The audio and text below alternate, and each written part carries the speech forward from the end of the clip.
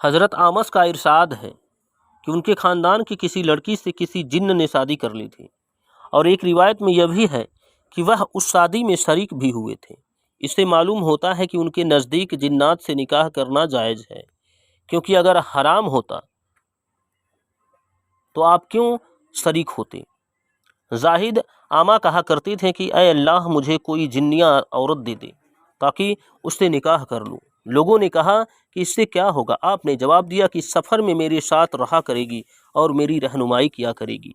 हज़रत इमाम मालिक का इरशाद है कि आपने कहा था कि इसमें कुछ हर्ज नहीं, मगर इस्लाम में फसाद, बिगाड़ और ख़राबी पैदा होने का डर है, इसलिए मैं पसंद नहीं करता। इससे भी मालूम होता है कि उनके नज़दीक भी जायज़ है, मगर वह इस्लाम में फसाद के कारण मकरूह, बुरा और नापसंदीदा कहते थे। जरीर इब्ने अब्दुल्लाह से रिवायत है कि जब तस्तूर फतह हुआ उस वक्त मैं एक रास्ते में जा रहा था। मैंने उस वक्त ला हौल वला कुव्वत इल्ला बिल्लाह पढ़ा तो एक आतिश परस्त आग को पूजने वाले ने सुनकर कहा कि मैंने जब ये कलिमात आसमान से सुने थे उस समय से अब सुन रहा हूँ। मैंने उससे कहा, यह कैसे संभव है। उसने कहा कि मैं बादशाहों के पास जाया करता था। एक बार मैं किसरा ईरान के बादशाह के पास गया। जब वहाँ से वापस घर आया तो मेरी बीबी को मेरे आने की कोई खुशी नहीं हुई, जैसा कि शौहर के आने से हुआ करती है। मैंने उससे पूछा कि क्या बात है। उसने कहा कि तू मेरे पास से गया कब था, रोज यहीं रहता है। जब हमारे बीच यह बात हो रही थी उसी समय एक जिन्न आया। उसने कहा कि यह औरत एक दिन तेरे पास रहेगी और एक दिन मेरे पास रहेगी। एक रोज वह आया और उसने कहा कि मैं उन जिन्नात में से हूँ जो आसमान पर फरिश्तों की बातें सुनने के लिए चढ़ते हैं, और आज मेरा नंबर है। अगर तू मेरे साथ चलना चाहता है तो चल। मैंने कहा कि चलूँगा। जब रात हुई वह आया और मुझको अपनी पीठ पर लाद कर चल दिया और मुझको कहा कि मेरी पीठ से चिमट जा, और तुझको बहुत सी डरावनी चीज़ें दिखाई देंगी, मगर मुझको छोड़ना मत, नहीं तो तू हलाक हो जाएगा गिरकर। बस वे आसमान पर चढ़े और आसमान से मिल गए। उस समय किसी कहने वाले ने कहा कि ला हौल वला कुव्वत इल्ला बिल्लाह। इसके सुनते ही वे जंगलों में और पहाड़ों में जा पड़े, छुप गए, और मैंने ये कलिमात याद कर लिए। जब सुबह हुई मैं अपने घर आया। इसके बाद वह जिन्न आया। मैंने भी यही कलिमात पढ़ दिए। इनके पढ़ते ही वह कांपने लगा और घर से भाग गया। बस जब वह आता मैं इस कलिमात को पढ़ देता, फिर उसने आना बंद कर दिया।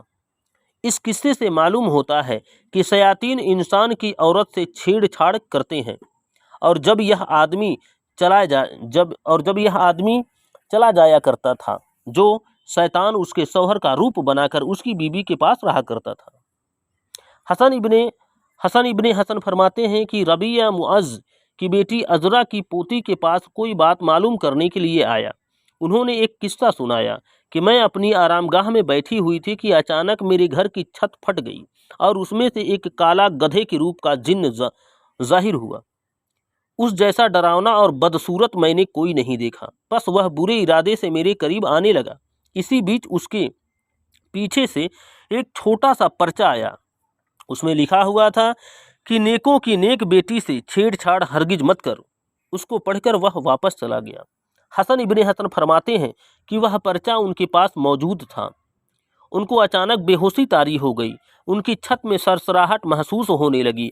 अचानक एक काले रंग का अजदहा खजूर के तने की तरह मोटा उसमें से गिरा और उनकी तरफ चलने लगा। उसी समय एक सफ़ेद कागज गिरा जिसमें लिखा था, यह अकब की तरफ से है, तुझको नेक लोगों की बेटी के बारे में कोई अधिकार नहीं। जब उसने यह पर्चा पढ़ा तो तुरंत वापस हो गया। अनस बिन मालिक फरमाते हैं कि औफ बिन अजरा की बेटी अपने बिस्तर पर लेटी हुई थी कि उनको महसूस हुआ कि कोई काले रंग का आदमी उनके सीने पर गिरा है और अपना हाथ उनके हलक पर रख दिया है। उसी वक्त एक पीला पर्चा ऊपर से गिरा और उसने लेकर पढ़ना शुरू किया। उसमें लिखा हुआ था कि नेक बंदे की लड़की से अलग रहो, तुमको कोई अधिकार नहीं है। उसको पढ़कर वह भाग गया और चलते समय मेरे घुटने पर अपना हाथ मारा।